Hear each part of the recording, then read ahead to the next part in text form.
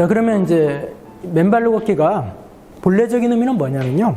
인간을 보자면은 원래 맨발로 걷고 사는 게 그냥 맞는. 그러니까 태어날 때도 맨발로 태어났고, 그 다음에 인류의 어떤 진화 과정에서도 맨발로 생활하면서 거기에 맞춰가지고 내 몸이 발달이 돼 있고, 이제 이런 거거든요. 그러니까 맨발로 걷는 게 특별한 게 아니라 그냥 당연하고 자연스러운 거다. 이게 이제 베이스로 깔려 있어요. 그 다음에 이제, 그러면 실제적으로 이제 운동 관점으로 보면 맨발로 걸을 때 이제 첫 번째는 땅과의 접촉이 이루어지고, 그 다음에 이제 발바닥에 자극이 이루어지고, 이 걷기라는 운동에 의해서 이제 내 몸에 이제 기운의 통로를 여는 거고, 혈행 흐름을 활발하게 유도하는 거고, 이제 기타는 이제 여러 가지 이제 심리적인 것 아니면은 이제 이 주변 환경하고 연결해가지고 이제 이루어지는 거죠. 이거의 이제 종합품이 이제 맨발로 걷기다. 그럴 때 인간의 본래 모습이면서 이제 활동이다인데, 이제 인간은 원신의 유전자를 가지고 있다. 이게 어떤 면에서는 의학의 가장 큰 테마거든요. 그럼 뭐냐면은 인간은 맨발로 태어나고 맨발로 생활하면서 적응하고 진화해왔다. 그 다음에 맨발로 생활할 때 편안하다. 예, 그 다음에 이제 맨발로 걸을 때 이제 근육, 그 다음에 전체 근골의 이제 운동성이 온전해진다. 이런 식으로 해가지고 그냥 맨발로 걷는 게 특별한 게 아니라 원래 해야 되는, 아까 말한 4가지 이제 조건에서 이 땅과의 접촉이라고 하는 것이 이 땅의 기운과 접촉이거든요. 그러면 이제 땅의 기운이라고 하는 것이 이제 여러 가지가 있지만은 이제 지금은 이제 가장 큰 테마는 땅에 이 무한한 에너지가 이제 있는데 이 접촉에 의해서 그걸 내가 이제 쓸 수 있다. 그리고 현재도 그렇게 했는데 이제 신발로, 양말로, 그 다음에 실내 활동을 하는 바람에 이 단절이 돼가지고 가지고 있던 것, 어떤 것을 이제 잃어버렸다. 그래서 이 부분을 이제 제가 다시 복원하자, 아니면은 돌아가자. 이게 이제 맨발로 걷기의 요체예요.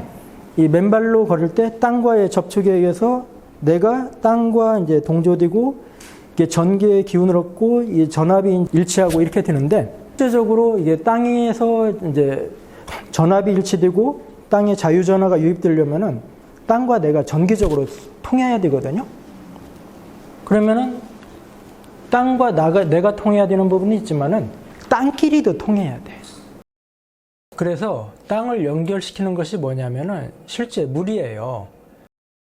그래서 물이라는 관점으로 이제 제가 이렇게 자료를 이렇게 쭉 찾아봤더니 이게 마음에 딱 제가 와닿는 단어가 생겼어요.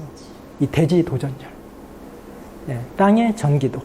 이 표를 만나면서 땅 기운은 역시 물 기운이야. 이제 이 생각을 이제 제가 확신을 했죠. 여기에 정의가 조금 애매하죠. 뭐 구릉, 밀림, 산악, 황무지. 이 황무지 의미는 알겠죠. 그러니까 이제 그 농사 지을 수 없는 곳. 그러니까 농사도 이제 결국 물이 없으면 안 지어집니다.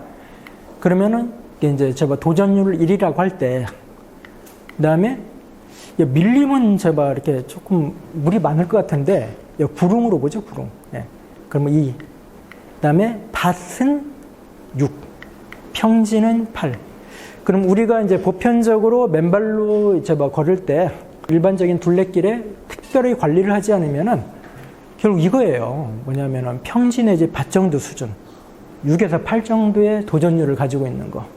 근데 관리가 되면은 이제 황토길에 물 좀 뿌려주고 이러면은 한 15 정도. 근데 황토길 좀 관리 잘하는 점은 소금도 좀 뿌려주죠. 그러면 15보다는 조금 높을 거야. 근데 바닷물은 5천이야. 비교가 안 돼.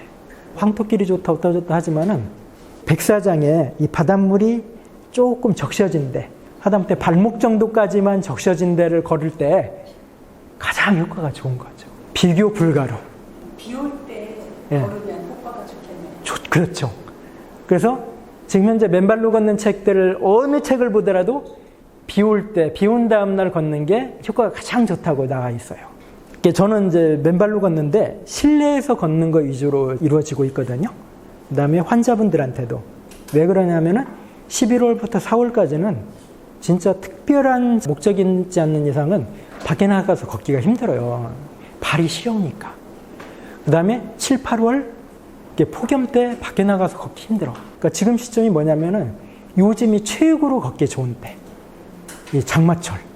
비와 있어. 항상 바닥이 쫙 하고 막 메마르는 것이 요즘 어딜 가도 촉촉해 있어. 그러니까 걷기가 딱 좋은 때예요. 가급적이면 바다로 가서 걷는 것. 그러니까 어쩌다 한 번이라도 좀 나가면은 좀 걷고 이런 게 이제 실제로 도움이 되죠. 그 다음에 이제 아까 말한 이제 발바닥에서 자극이 있거든요. 근데 이 자극 측면이 어싱이라는 책이 나오기 전까지는 이게 메인이었어요. 그래가지고 지압길, 지압마당이 이제 여러 가지 막 돌, 뭐 옥돌, 수정, 발바닥을 어떻게든 다양하게 자극하도록. 그러면 이 자극이 그러면 실제적으로 얘는 별론가? 아니에요. 진짜 막 큰 도움이 됩니다. 그래서 이 자극에 의해서 이 발바닥을 자극하는데 이제 양방 관점으로는 신경의 반사를 유도하고 한의학적인 관점으로는 이 발바닥에 흐르는 정맥과 경혈을 자극해가지고 몸의 기운 흐름을 실제적으로 촉발을 해요. 그 다음에 이제 가장 핵심, 비장이라고 하는 경락이 엄지발가락 위쪽으로 해가지고 이렇게 해서 이 아치로 지나가거든요. 그럼 비장이 약한 사람들은 이 자극을 못 받아요. 그러니까 어린애들이 비장이 약하면은 식욕이 적습니다. 금방 배불러요. 한 2숟가락 먹다 입에 물고 있는 애들이 비장이 약한 애들이야. 근데 얘네들이 옛날 시골에서 태어나가지고 앞마당에서 막 흙장난하면서 뛰어놀면은 저절로 비장이 튼튼해져요. 근데 도심에서 살면 이게 안 되는 거예요. 그래서 비장이 약한 친구들한테는 악착같이 너 맨발로 걸으라, 실내에서 걸으라. 그래서 이제 지압 매트 사라. 요즘은 이제 소금밭 구입해라. 이제 열심히 제가 이제 환자들한테 티칭을 하고 있거든요. 그래서 이제 핵심은 여자리. 그다음에 이제 용천혈이라는 말은 좀 들어본 분들 많이 있을 거예요. 이제 용천혈을 중심으로 해가지고 교류의 이제 핵심이거든요. 그래서 이제 맨발로 걸을 때 이 경맥과 이제 경혈의 자극이 이제 제가 이루어지는 것. 그 다음에 이제 신경반사가 요즘 엄청 이게 이제 서양에서 다양하게 나오고 있어요. 아, 이런 자극이 있다 좀 알아두시고 누가 좀 나 좀 도와줄 수 있는 사람 있으면은 참고 삼아서 기록해 놓으면 좋아요.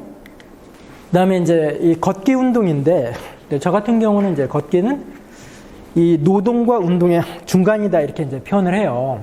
그러니까 엄밀하게는 노동의 영역에 조금 더 속하고 그 다음에 가만히 있는 것보다는 운동의 효과가 있다. 이 걷기도 여러 가지가 있죠. 속보, 파워워킹, 극보. 이제 연세 드신 분들은 이제 스틱 찍고 이제 하시면 좀 안전하기도 하고 걷기만 해도 유산소 운동이 가질 수 있는 모든 효과가 실제 다가와요. 근데 이제 한의학적으로 보자면은 이 걷기라는 행위를 통해서 이제 땅의 기운을 좀 더 적극적으로 이제 유도하는 이런 거죠. 지금까지 맨발 걷기는 무엇인가에 대해서 알아보았고, 다음에는 한의학적인 관점에서 맨발 걷기는 어떠한 것인가에 대해서 알아보는 시간을 가지도록 하겠습니다.